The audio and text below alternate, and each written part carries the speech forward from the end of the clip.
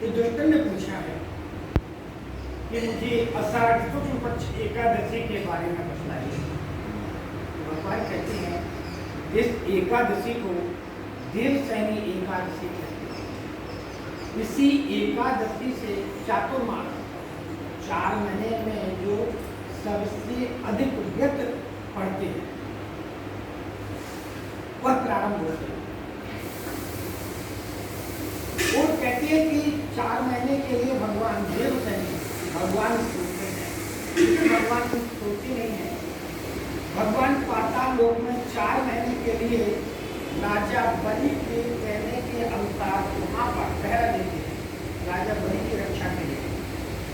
कहते हैं जब सूर्य कर्क राशि में आता है,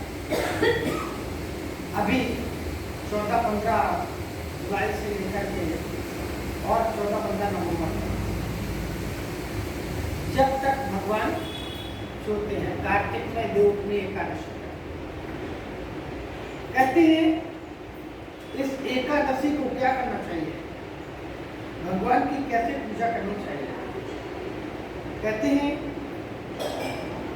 मंदिर जाकर के भगवान का पूजन करें, भगवान को वस्त्र आदि चढ़ाए, धूप दीप नैवेद्य आदि से भगवान का 16 प्रकार से पूजन करें, पंचामृत आदि से भगवान का स्नान कराएं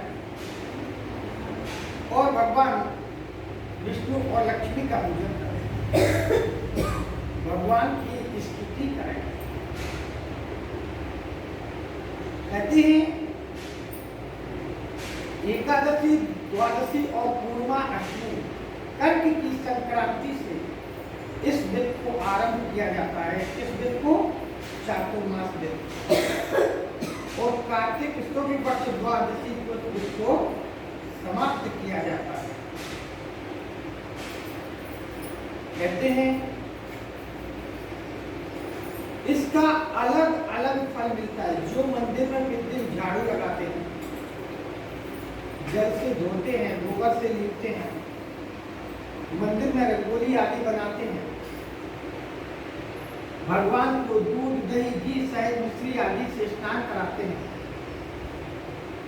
वेद शास्त्र आदि प्राणों को पढ़ते हैं, भगवान का पूजन करते हैं, धूप दीप नैवेद्य आदि भगवान को अर्पण करते हैं, वो अक्षय सुख भोगते हैं और परम गति को प्राप्त होते हैं। भगवान को बुधन की धूप दीप अर्पण करते हैं, उन्हें अनेक प्रकार की संपत्ति प्राप्त होती है। चातुर्मास में पीपल के वृक्ष की परिक्रमा करने से भगवान विष्णु की परिक्रमा होती है। संध्या के समय दीपदान, शाम को समय दीपक जलाने से समस्त प्रकार के कष्टों का निवारण होता है। ओम भूर्भुवस्सुः तत्सवितुर्वरेण्यं भर्गो देवस्य धीमहि धियो यो नः। गायत्री का 108 बार प्रतिदिन सुबह और शाम को जाप करना चाहिए। धर्म शास्त्र वेद पुराण आदि का स्वाध्याय अध्ययन करना चाहिए, पढ़ना चाहिए, दान को देना चाहिए। यह समस्त प्रकार के पापों को दूर करता है। तिल को मिलाकर के गायत्री मंत्र के द्वारा हवन करना चाहिए, जिससे संतान की प्राप्ति हो। वस्त्र आदि दान करें, भगवान की भक्ति करें। जो मनुष्य चातुर्मास 4 महीने उसके उपरांत मस्तक पर नित्य प्रति भगवान के दूर्वा अर्पण करते हैं, कहते हैं उनकी अनेक शाखाएं पुत्र पौत्रादि की प्राप्ति है। जाविका के मंदिर में भगवान की आराधना करने से अनेकों पुण्य फल की प्राप्ति हो जाती है। कहते हैं गाय को नमस्कार करना साधु संत, ब्राह्मण को नमस्कार करना, देवताओं को नमस्कार करना, यह चातुर्मास में प्रतिदिन करना चाहिए। भगवान शिव का पूजन करें, भगवान विष्णु का पूजन करें, वह अवश्य ही लक्ष्मीवान होता है, अक्षय सुख को प्राप्त होता है। भगवान श्री गणेश का पूजन करें, इससे उत्तम गति की प्राप्ति। शक्कर का दान करें। हे यजुष्टय, चातुर्मास में व्रत करने पर गंधर्व विद्या में निपुण होता है। कहते हैं चातुर्मास व्रत में फल, मूल, शाक आदि का दान करना चाहिए। अपनी इंद्रियों को अपने बस में करके भगवान की भक्ति करना चाहिए। लक्ष्मी और पार्वती को प्रसन्न करने के लिए हल्दी का दान करें।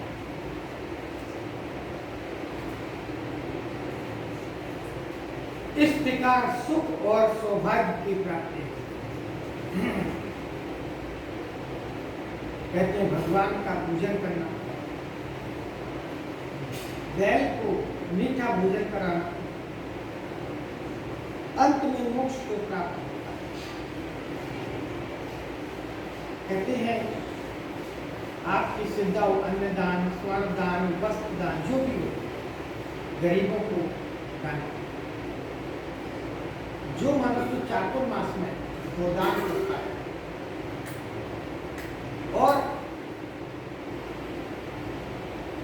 शाक, मूल, फल आदि का आहार करता है, वह अवश्य ही विष्णु लोक हो जाता है। चातुर्मास के व्रत के प्रभाव से ब्रह्मघाती, सुरापान करने वाला, असत्य भाषण करने वाला, शील को भंग करने वाला, चांडालिनी के साथ भोग करने वाला, यह समस्त प्रकार के पापों को नष्ट करके पुण्य का भागी हो जाता है। भगवान शिव के रूप हो जाता है। भगवान शिव की भक्ति करना, विष्णु की भक्ति करना। जो मनुष्य सापरिवार चावल, जौ आदि का दान करते, भोजन करते हैं, कहते अंत में कांस्य मिट्टी के पात्र में तेल भरकर दान करते हैं।